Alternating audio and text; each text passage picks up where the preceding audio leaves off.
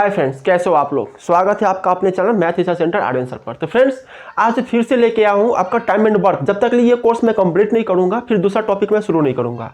अगर आप बताइए कमेंट करके कि आपको इसके साथ साथ कोई दूसरा टॉपिक चाहिए तो ऑब्वियसली मैं वो भी कर सकता हूँ, लेकिन मेरा मानना है कि एक 1 बाय 1 कंप्लीट करना चाहिए, नहीं तो ये खिचड़ी टाइप का हो जाता है।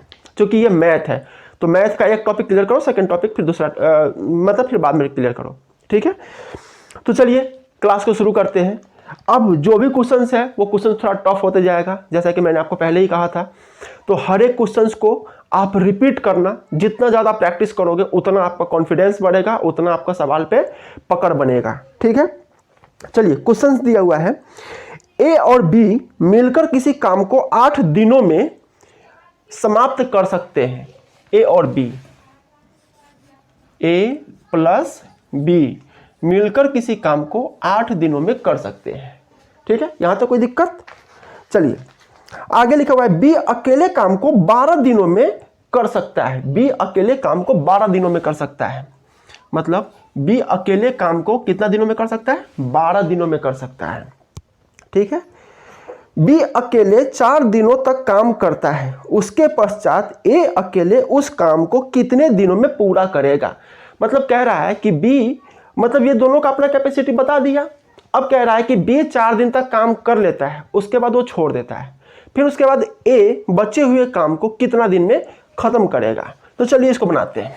जैसा कि आपको पता है इसका एलसीएम कितना हो जाएगा? 24 8 से 3 बार में कटेगा, 12 से 2 बार में कटेगा। इसका मतलब यह हुआ कि ए बी एक दिन में 3 काम करता है। ए प्लस बी एक दिन में 3 काम करता है और बी अकेला एक दिन में 2 काम करता है। अगर हम माइनस करेंगे तो बी से बी कट जाएगा, ए इक्वल टू हो जाएगा 1, मतलब ए एक दिन में 1 काम करता है, ठीक है। यहां तक तो कोई दिक्कत नहीं है। क्वेश्चन में क्या कह रहा था कि बी 4 दिन तक काम कर लेता है, तो बी कितना दिन तक काम करता है? 4 दिन तक। 4 दिन तक, तो 4 दिन में बी कितना काम करेगा? तो बी एक दिन में 2 काम करता है, तो 4 दिन में कितना करेगा? 4 गुना 2, मतलब 8 काम कर लेगा। कौन? बी कर लेगा। बी कर लेगा 8 काम। टोटल काम कितना है? ये आपका टोटल वर्क होता है। टोटल वर्क होता है तो 24 है, 24 में से 8 घटा दीजिएगा तो कितना बचेगा? 24 माइनस 8 इक्वल टू 16। 16 काम बचा हुआ है किसको करने के लिए? ए को करने के लिए, ठीक है। ए एक दिन में 1 काम करता है, तो 16 काम कितना दिन में करेगा? 16/1 बराबर 16 दिन। ये हो गया हमारा आंसर, 16 दिन। अब 16 दिन ऑप्शन नंबर कितना में है? ये देखिए option number C. Option number C आपका सही आंसर है। ऑप्शन नंबर सी आपका सही आंसर है। इसके बाद जो क्वेश्चन आएगा वो इससे ज्यादा मतलब बढ़िया होगा, ठीक है। 2 मिनट के लिए आप इसको देखिए।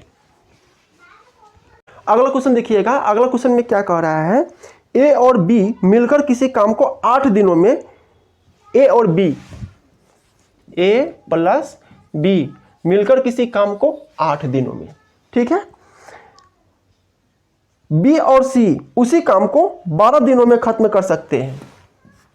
बी और सी इसी काम को 12 दिनों में खत्म कर सकते हैं, ठीक है।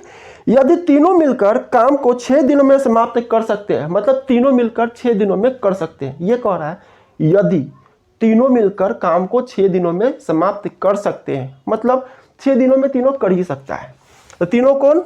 ए प्लस बी प्लस सी कितना दिनों में? 6 दिनों में कर सकते हैं। तो ए और सी उस काम को कितना दिनों में करेगा? मतलब ए प्लस सी ये काम कितना दिन में करेगा? क्वेश्चन इस पे है। तीनों का एलसीएम कितना हो जाएगा? 24, ठीक है।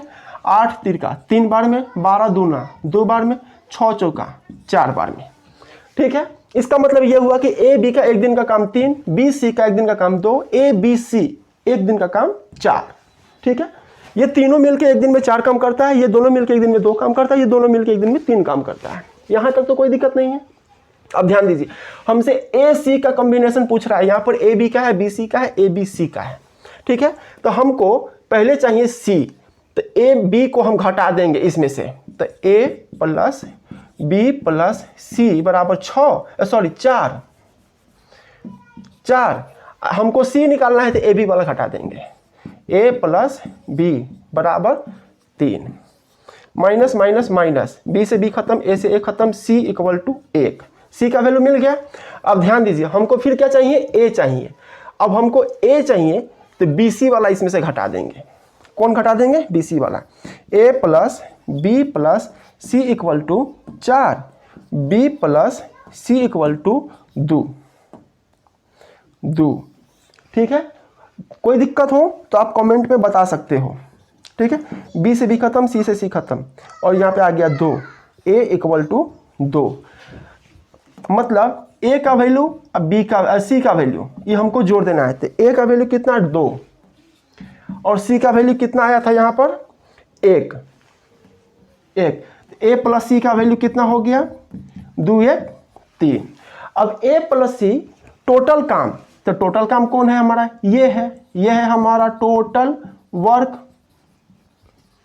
टोटल वर्क कितना है हमारा, 24, और ए सी 24 काम को कितने दिनों में करेगा, तो 24 को हम ए सी के एक दिन के कैपेसिटी कितना है, 3 है, तो 3 से डिवाइड कर देंगे, कितने बार में कटा, 8। ये हो गया हमारा आंसर। और 8 ऑप्शन नंबर कितना में है, 8 ऑप्शन नंबर ए में है, 8 ऑप्शन नंबर ए में है। ये हो गया हमारा आंसर, ऑप्शन नंबर ए हमारा सही आंसर। बताइए इस सवाल में कोई टाइम लग रहा है, अगर मैं बनाऊं ना तो मैं इसे ज़्यादा से ज़्यादा 3 सेकंड में बना सकता हूं बिना बोर्ड के, लेकिन ये मेरी काबिलियत को नहीं, एग्जाम में आपकी काबिलियत को परखा जाएगा, तो ये आपसे होना चाहिए।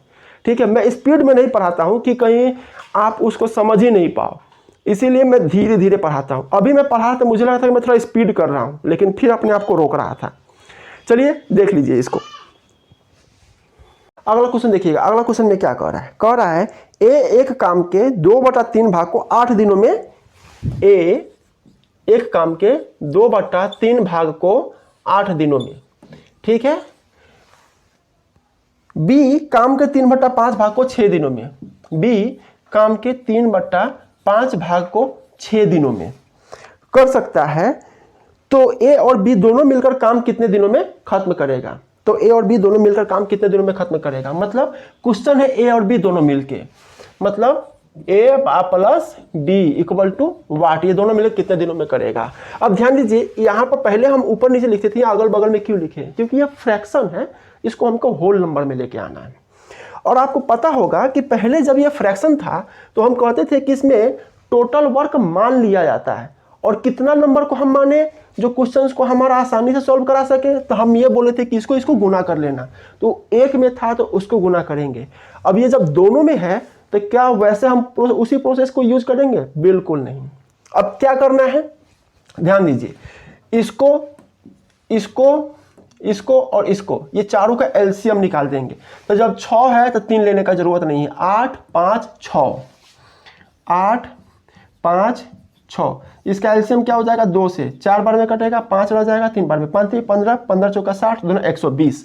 मतलब हम कह सकते हैं let total work is equal to 120। ठीक है, अब 120 से इसको गुना कर देंगे, तो ए 2/3 गुने 120 इज इक्वल टू 8, तो कितना बार में कट जाएगा, 40 बार में। 40 को 2 से गुना करेंगे तो ए 80 काम 8 दिनों में करता है, 8 दिनों में करता है। तो ए एक दिन में कितना काम करेगा, तो डिवाइड करेंगे तो कितना हो जाएगा, 10 काम, क्योंकि 8 से 80 10 बार में कटेगा। तो ए एक दिन में कितना काम करेगा, 10 काम करेगा। सेम प्रोसेस बी के साथ, बी 3/5 गुने 120 इज इक्वल टू, सॉरी इधर 6 हो गया। ठीक है, कितना बार में कटेगा, ये 24 बार में, 24 × 72, बी 72 काम करेगा 6 दिनों में। तो बी एक दिन में कितना काम करेगा, एक दिन में कितना काम करेगा, एक दिन में काम करेगा 12 × 72, इससे इसको काटेंगे तो 12 काम। ठीक है, यहां तो कोई दिक्कत तो नहीं है ना किसी को, ठीक है। अब ए और बी एक दिन में कितना काम करेगा, तो ए प्लस बी एक दिन में कितना, ए एक दिन में 10 काम करता है, अब बी एक दिन में 12 काम करता है, तो दोनों जोड़ देंगे तो कितना हो जाएगा 22 काम।